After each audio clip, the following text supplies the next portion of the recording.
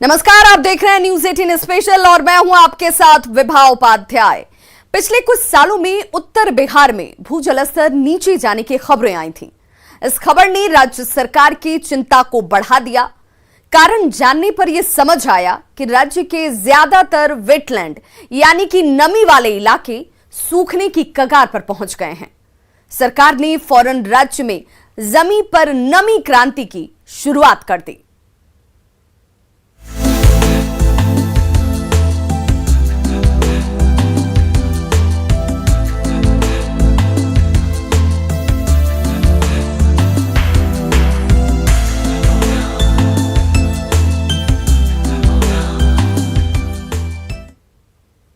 आप सोच रहे होंगे कि आखिर क्या है जमीन पर नमी क्रांति और इससे कैसे लोगों को फायदा होगा।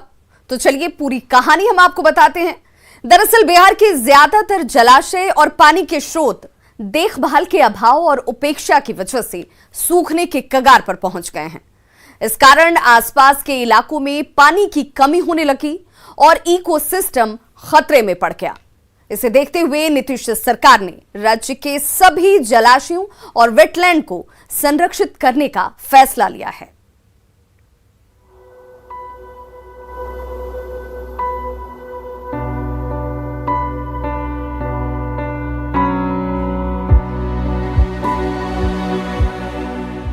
ऐसी खूबसूरत जगह है जहां हर तरफ पानी ही पानी हो, हरे भरे पौधे हों और रंग बिरंगे पक्षियों का झुरमुट हो। भला कौन नहीं आना चाहेगा। जिंदगी की थकान के बाद ऐसी जगह आना सुकून देता है और हमें ताजगी से भर देता है। ऐसी ही जगहों को वेटलैंड यानी आर्द्र भूमि या नम भूमि कहा जाता है। आमतौर पर वेटलैंड्स को धरती का फेफड़ा या गुर्दा भी कहा जाता है। ऐसा इसलिए क्योंकि वेटलैंड पर्यावरण से कार्बन डाइऑक्साइड सोखकर साफ ऑक्सीजन देते हैं और गंदे पानी को स्वच्छ पानी में तब्दील करते हैं। साथ ही आसपास के इलाकों में जल स्तर बनाए रखते हैं। बिहार में ऐसे कई वेटलैंड्स हैं, लेकिन बीते कई सालों में रखरखाव और सरकारी अनदेखी के कारण इनकी हालत बद से बदतर होती गई। बिहार सरकार ने अब जल जीवन हरियाली योजना के तहत राज्य के सभी जलाशयों और वेटलैंड्स को पुनर्जीवित करने की योजना बनाई है। जल जीवन हरियाली के तहत बिहार के 28 वेटलैंड को जो है वो संरक्षित रखने का काम जो है वो जोर शोर से किया जा रहा है और ये काम जो है मुख्यमंत्री नीतीश कुमार के आदेश पर की जा रही है। मुख्यमंत्री नीतीश कुमार ने खुद राज्य के वेटलैंड्स को संरक्षित करने की इस योजना को अमली जामा पहनाया है। उनकी पहल पर पर्यावरण, वन एवं जलवायु परिवर्तन विभाग दिन रात योजना पर काम कर रहा है। बिहार में कुल 133 वेटलैंड्स यानी नम भूमि वाले जलाशय हैं। जल जीवन हरियाली योजना के तहत राज्य के सभी जलाशयों और 133 वेटलैंड्स का समुचित प्रबंधन और संरक्षण करने का काम शुरू किया जा चुका है। इन सभी वेटलैंड्स को प्रदूषण मुक्त किया जा रहा है। सबसे पहले 100 हेक्टेयर से ज्यादा क्षेत्रफल वाले 133 वेटलैंड्स में से 28 वेटलैंड्स को प्राथमिकता के आधार पर बेहतर बनाया जा रहा है। बिहार में जो है अभी तकरीबन 133 वेटलैंड है, उसमें से 28 ऐसे वेटलैंड हैं जिन्हें पुनर्जीवित किया गया है फिलहाल, और इनको संरक्षित करने का काम किया जा रहा है। जो मान्य जानकारी है उसके मुताबिक इन वेटलैंड के होने से जो है वो जल संचय इसके आसपास के इलाकों में बेहतर रहती है। पशु पक्षी जो हैं वो यहाँ पे आते हैं और उनके आने से जो है वातावरण जो है वो बेहतर होता है, चारों तरफ हरियाली होती है। जानकारों के मुताबिक मुसीबत के वक्त ये वेटलैंड्स किसी संकट मोचक की तरह काम करते हैं। इन वेटलैंड्स पर इतने ज्यादा प्रजाति के जीव निर्भर रहते हैं कि इन्हें बायोलॉजिकल सुपरमार्केट भी कहा जाता है। यह हमारे पर्यावरण के लिए किसी वरदान से कम नहीं, इसीलिए वेटलैंड्स को पर्यावरण का फेफड़ा या गुर्दा भी कहा जाता है। जो वेटलैंड्स हैं हमारे, उसके संरक्षण के लिए भी हम लोग अपने विभाग की ओर से कार्य कर रहे हैं। सबसे पहले हमारी कोशिश ये होगी कि इन वेटलैंड्स में जो जल के आने का स्रोत है वो बरकरार रहे और जहाँ पर जल के स्रोत सूख गए हैं उन्हें पुनर्जीवित किया जाए, ताकि इन वेटलैंड्स में पानी बराबर बना रहे और इसकी जैव विविधता भी बनी रहे। दरअसल पिछले कुछ सालों में जब गर्मी के मौसम में उत्तर बिहार में पीने के पानी की समस्या हुई तो सरकार के कान खड़े हुए। इसकी बड़ी वजह यह थी कि बिहार के 90% से ज्यादा वेटलैंड्स उत्तर बिहार में हैं। वेटलैंड्स की खराब हालत के कारण ही बिहार के इस उत्तरी हिस्से में गर्मी के मौसम में पानी की समस्या शुरू हुई थी। इसके बाद सरकार ने जल जीवन हरियाली योजना के तहत सभी जलाशयों और वेटलैंड्स को पुनर्जीवित करने का लक्ष्य निर्धारित किया। हमें ये समझना होगा कि जो हमारे अगर हम जैव विविधता को नष्ट करते हैं तो उससे मानव प्रजाति किस प्रकार प्रभावित होती है। जो जूनोटिक डिजीजेज हैं यानी जानवरों के कारण होने वाले रोग, वे हमारे कुल रोगों के जो इन्फेक्शस डिजीज हैं उसका 70% है। और ये प्रकृति के अधिवास को, इन जीव जंतुओं के अधिवास को नष्ट करने और इन जीव जंतुओं के अवैध व्यापार करने और अवैध उपयोग करने के कारण ही उत्पन्न हो रही हैं। तो हमें इसे रोकने के लिए हमें उनके जो प्राकृतिक अधिवास हैं उनको बनाए रखना होगा। ये वेटलैंड्स अतिक्रमण और उचित देखभाल नहीं होने के कारण विलुप्त होने की कगार पर पहुंच गए थे।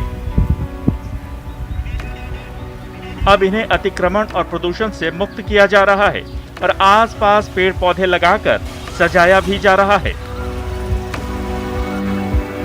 पटना से अमित कुमार के साथ ब्यूरो रिपोर्ट, न्यूज़ 18।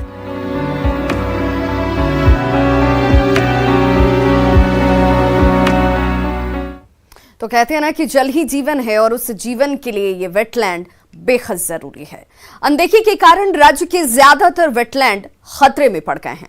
सरकार ने जल जीवन और हरियाली योजना के तहत राज्य के सबसे बड़े 28 वेटलैंड्स को सबसे पहले पुनर्जीवित करने की कोशिश की है। सरकार की इन्हीं कोशिशों की वजह से पटना के सबसे बड़े वेटलैंड की सूरत बदल गई है। इसके अलावा राज्य के कुछ और वेटलैंड्स के बारे में आपको बताते हैं। देखिए हमारी ये खास रिपोर्ट।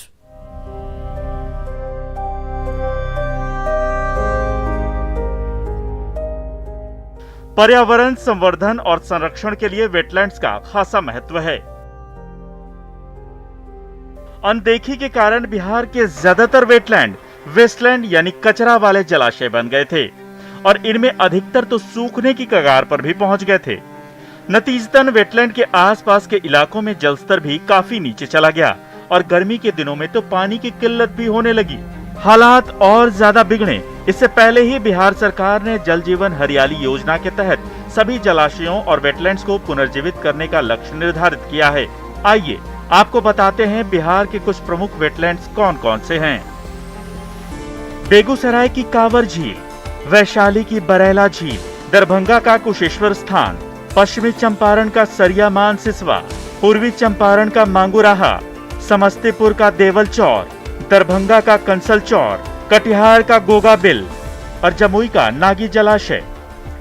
इस लिस्ट को देखकर आप समझ गए होंगे कि उत्तर बिहार में पानी की बड़ी समस्या क्यों होती है, क्योंकि बिहार के ज्यादातर वेटलैंड्स उत्तर बिहार में ही हैं। इसके अलावा आपको ये जानकर हैरानी होगी कि पटना का सबसे बड़ा वेटलैंड राजधानी के बीचों बीच मुख्य सचिवालय कैंपस में है।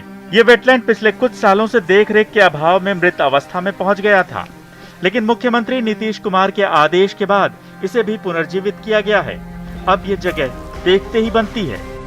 इस वक्त मैं मौजूद हूं पटना के जो सचिवालय स्थित वेटलैंड है। यहाँ हम आपको तस्वीर भी दिखाना चाहेंगे कि देखिए इसको किस तरह से संरक्षित किया जा रहा है। यहाँ पे जो तालाब थे ये सूखने के कगार पे पहुँच चुके थे, लेकिन मुख्यमंत्री ने यहाँ दौरा किया और उसके बाद उनके दौरे के बाद जो है उन्होंने निर्देश जारी किया। वन एवं पर्यावरण विभाग के जो अधिकारी हैं, पदाधिकारी हैं, उसके साथ साथ जो पर्यावरण विभाग के जो अधिकारी थे सभी मुख्यमंत्री के साथ यहाँ पहुँचे थे और उसके बाद इस लैंड को जो है वेटलैंड जो है वो घोषित की गई। अब जिधर नजर आ रही है उधर हरियाली ही हरियाली नजर आ रही है। पशु पक्षी जो है वो इस वेटलैंड के माध्यम से जो है जल जो है उसका सेवन करते हैं, जल का स्रोत होता है उनका। उसके साथ साथ इस वेटलैंड को सुरक्षित रखने के लिए जो है चारों तरफ जो है वो पेड़ पौधे लगाए जा रहे हैं। अब इस वेटलैंड के आसपास के इलाके को हरा भरा रखने के लिए अब तक 5000 से ज्यादा पेड़ पौधे लगाए गए हैं। साथ ही पहले से मौजूद पेड़ पौधों को भी संरक्षित किया गया है।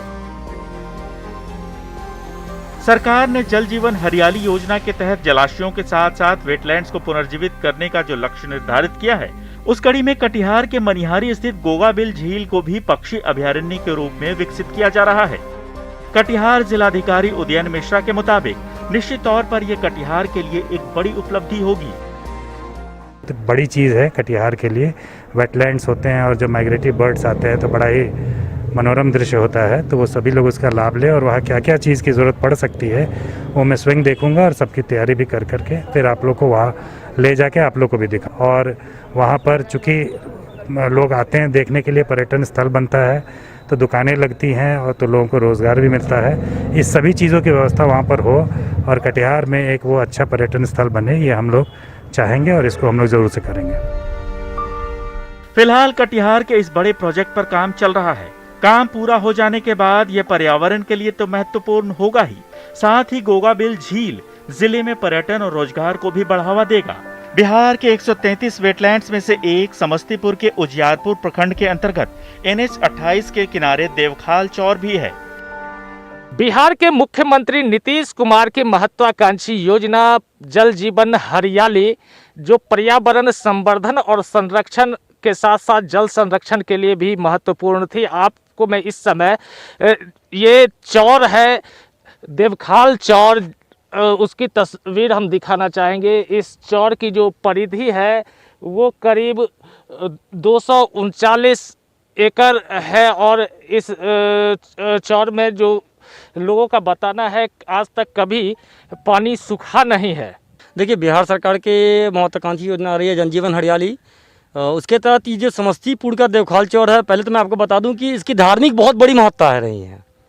और इस जो वेटलैंड ज़मीन है ये लगभग 239 एकड़ का पूरा टुकड़ा है, जिसपे आज तक ऐसा कोई वर्ष नहीं आया जब पानी सूखा हो, हमेशा पानी रहता है। और जल जीवन हरियाली के तहत यहाँ पे कुछ पौधे लगाए गए हैं, पेड़ लगाए गए हैं। इस देवखाल चौर के कुछ हिस्सों में पक्की सड़क का भी निर्माण कराया गया। देवखाल चौर वेटलैंड करीब 239 एकड़ में फैला हुआ है। जल जीवन हरियाली योजना के तहत इस वेटलैंड का जीर्णोद्धार करने की भी विशेष योजना बनाई गई है। इस चौर की खासियत ये है कि यहाँ सालों भर पानी नहीं सूखता, साथ ही यहाँ पूरे वर्ष कमल का फूल खिलता है, जो देवखाल चौर की खूबसूरती को और बढ़ा देता है। हालांकि स्थानीय लोग इस वेटलैंड के जीर्णोद्धार के लिए चल रहे सरकारी कार्य से थोड़े नाराज भी हैं। उनका कहना है कि जिस गति से काम होना चाहिए था उस गति से नहीं हो पा रहा है। फिर भी लोगों को उम्मीद है कि काम पूरा होने के बाद ये स्थानीय लोगों के लिए पर्यटन और रोजगार का एक बड़ा साधन बनेगा। पटना से अमित कुमार, कटिहार से सुब्रत गुहा और समस्तीपुर से मुकेश कुमार के साथ ब्यूरो रिपोर्ट, न्यूज़ 18।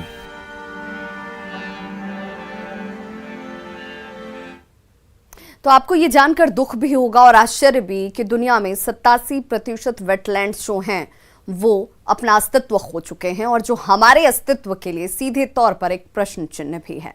आखिर पर्यावरण और हमारे लिए वेटलैंड इतनी महत्वपूर्ण क्यों हैं? क्यों इन्हें बायोलॉजिकल सुपरमार्केट कहा जाता है? आइए अब हम आपको बताते हैं कि वेटलैंड्स क्या होते हैं और इसका कितना महत्व है और क्यों वेटलैंड्स को धरती का गुर्दा या फिर किडनी कहा जाता है। जलवायु परिवर्तन के प्रभाव को कम करने में वेटलैंड का बड़ा महत्व होता है, लेकिन बढ़ते शहरीकरण, अतिक्रमण और रखरखाव की अनदेखी के कारण ज्यादातर वेटलैंड आज विलुप्त होने या खत्म होने के कगार पर पहुंच गए हैं। इसे देखते हुए राज्य सरकार ने इन्हें संरक्षित करने की योजना बनाई है। आइए आपको बताते हैं कि आखिर वेटलैंड होते क्या हैं। वेटलैंड्स यानी वैसी भूमि जो पानी से सराबोर हो। आसान भाषा में कहें तो जमीन का वो हिस्सा जहां पानी और भूमि का मिलन हो, उसे वेटलैंड कहते हैं। साल भर या साल के कुछ महीने यहाँ पानी भरा रहता है। हमारे आसपास के छोटे बड़े तालाब, पोखर, झील और नदियां भी वेटलैंड कहलाती हैं।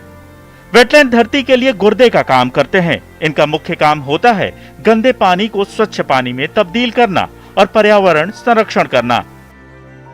वेटलैंड्स हमारे उपयोग लायक पानी का एक बड़ा स्रोत होने के साथ साथ बाढ़ से बचाने में भी मानव समाज की सहायता करते हैं।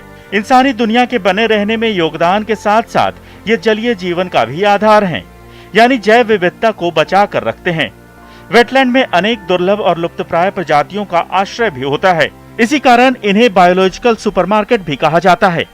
इसके अलावा जलवायु परिवर्तन के बुरे प्रभावों को भी वेटलैंड कम करते हैं, साथ ही आसपास रहने वाले लोगों के लिए आजीविका के अवसर भी प्रदान करते हैं। प्रकृति की खूबसूरती को उभारने वाले वेटलैंड्स का इंसानी सभ्यता और संस्कृति को समृद्ध करने में बड़ा योगदान रहा है। भारत में 4.63% इलाके वेटलैंड्स के अंतर्गत आते हैं, जिनमें 7,57,060 वेटलैंड्स शामिल हैं। पारिस्थितिकी तंत्र के लिए महत्वपूर्ण ये जल स्रोत उपेक्षा का शिकार हो रहे हैं।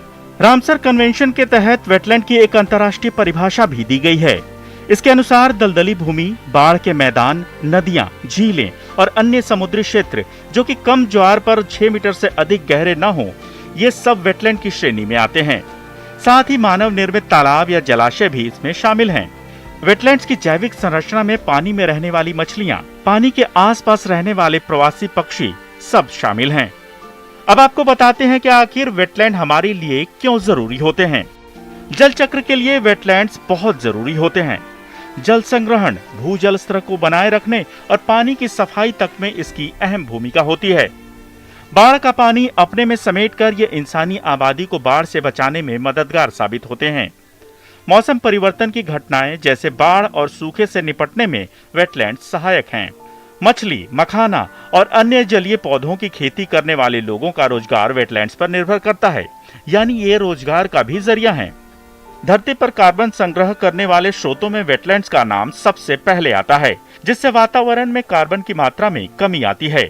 आपको ये जानकर हैरानी होगी कि विश्व के 87% वेटलैंड्स आज खत्म हो चुके हैं। 1970 के बाद दुनिया के 35% वेटलैंड्स खत्म हो गए हैं। भारत में 1/3 वेटलैंड्स पिछले 4 दशक में शहरीकरण और कृषि भूमि के विस्तार की भेंट चढ़ गए। जनसंख्या में तेजी से बढ़ोतरी भी वेटलैंड्स खत्म होने की वजहों में से एक है। शहरों के आसपास कचरे के ढेर पहाड़ जैसे बनते जा रहे हैं, जिससे वेटलैंड्स के पाटे जाने का खतरा बना रहता है। प्राकृतिक संसाधनों के अत्यधिक दोहन से भी जलीय जीवन और वेटलैंड खतरे में आ गए हैं। अब आपको बताते हैं वेटलैंड्स के प्रकार, आखिर ये कितने तरह के और कैसे कैसे होते हैं। वेटलैंड्स में बाढ़ के मैदान, नदी, तालाब, झील, पानी से भरे जंगल और धान के खेत सहित वो सारे स्थान शामिल हैं जहां पानी भरा रहता है। धरती के हर हिस्से में वेटलैंड्स पाए जाते हैं, चाहे वो बर्फीले इलाके हों या ऊंची पहाड़ियों वाले स्थान। भारत में गंगा ब्रह्मपुत्र के बाढ़ वाले मैदान से लेकर समुद्री किनारे तक अलग अलग प्रकार के वेटलैंड्स देखने को मिलते हैं। Bureau report, news 18।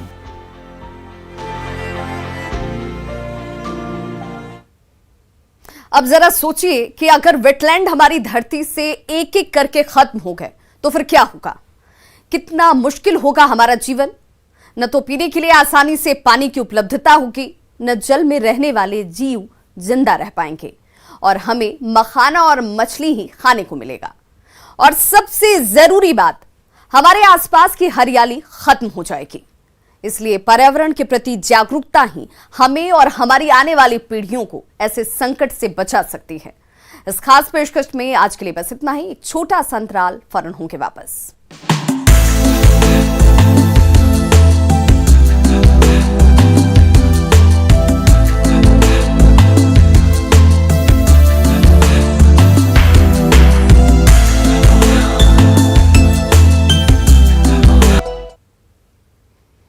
पश्चिम बंगाल में चुनाव भले ही खत्म हो गए हों, लेकिन सियासी मनमुटाव अब भी जारी है। यास की विनाश लीला के बाद पीएम मोदी ने ओडिशा और पश्चिम बंगाल का हवाई सर्वे किया और राहत और कार्यों के लिए बैठक की, जिसमें नवीन पटनायक ने देश का दिल जीत लिया, तो वहीं ममता बनर्जी की नाराजगी खल गई। नायक ने जीता दिल, ममता देर से आई। पश्चिम बंगाल में तूफान पर भी सियासी लड़ाई। राहत के लिए थी बैठक, दीदी बाजनाई। राहत पर भी रार, ऐसे चलेगी सरकार। ये सवाल पश्चिम बंगाल के मुख्यमंत्री ममता बनर्जी से है और इसकी वजह है पीएम मोदी के साथ होने वाली समीक्षा बैठक में दीदी का देर से पहुंचना। इस मीटिंग में पीएम मोदी और राज्यपाल जगदीप धनखड़ को करीब 30 मिनट तक इंतजार करना पड़ा, क्योंकि मुख्यमंत्री ममता बनर्जी 30 मिनट देर से पहुंची। इस घटना को लेकर पश्चिम बंगाल के राज्यपाल जगदीप धनखड़ ने ट्वीट कर कहा है कि टकराव का ये रुख राज्य या लोकतंत्र के हित में नहीं है। सीएम और अधिकारियों द्वारा गैर भागीदारी संवैधानिकता या कानून के शासन के अनुरूप नहीं है। दीदी की नाराजगी की वजह बने पश्चिम बंगाल के नेता प्रतिपक्ष शुभेंदु अधिकारी, जिन्हें बैठक में शामिल किया गया था, इसलिए दीदी आहत हो गयी और चुनाव के बाद पहली बार सिर्फ 15 मिनट के लिए पीएम मोदी और सीएम ममता बनर्जी रूबरू हुए। इसके बाद ममता बनर्जी ने ट्वीट कर कहा, पीएम ने मीटिंग बुलाई थी, हमें नहीं पता था कि दीघा में मेरी मुलाकात थी।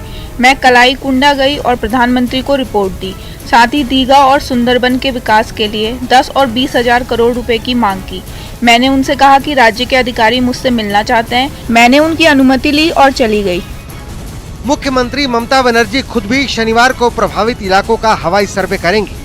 खैर, ये तो ही पश्चिम बंगाल की बात। इस बैठक से पहले भुवनेश्वर में पीएम मोदी ने ओडिशा के मुख्यमंत्री नवीन पटनायक के साथ भी समीक्षा बैठक की और तबाही के बावजूद ओडिशा ने केंद्र सरकार के सामने तत्काल किसी भी रिलीज पैकेज की मांग नहीं करके देशवासियों का दिल जीत लिया।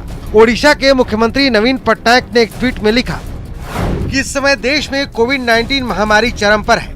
ऐसे में हमने केंद्र सरकार पर बोझ डालने के लिए तत्काल किसी वित्तीय सहायता की मांग नहीं की है। हम अपने संसाधनों के जरिए इस संकट को मैनेज करना चाहते हैं। बता दें कि आज से प्रभावित लोगों के लिए केंद्र सरकार ने 1000 करोड़ रुपए राहत पैकेज का ऐलान किया है। इसमें तुरंत राहत के लिए 500 करोड़ ओडिशा को और 500 करोड़ रुपए बंगाल और झारखंड को दिए जाएंगे। ये रकम नुकसान के आधार पर दी जाएगी। प्रधानमंत्री ने तीनों राज्यों को भरोसा दिया कि केंद्र सरकार इस मुश्किल वक्त में हर संभव मदद करेगी। एक तो देश पर कोरोना की मार, उस पर ताउते और यास का प्रहार। यकीनन ये समय संकट से भरा है, जिससे निकलने के लिए सबको मिलकर प्रयास करना होगा। लेकिन मुख्यमंत्री ममता बनर्जी यहाँ भी अपने तेवर में बनी रही। सूत्रों के मुताबिक पीएम के दौरे के समय ममता का व्यवहार केंद्र को रास नहीं आया है। ऐसे में एक बार फिर वही सवाल कि राहत पर भी रार, ऐसे चलेगी सरकार? Bureau report, news 18 network. तो खबरों का सिलसिला लगातार जारी है। आप देखते रहिए न्यूज़ 18 बिहार झारखंड।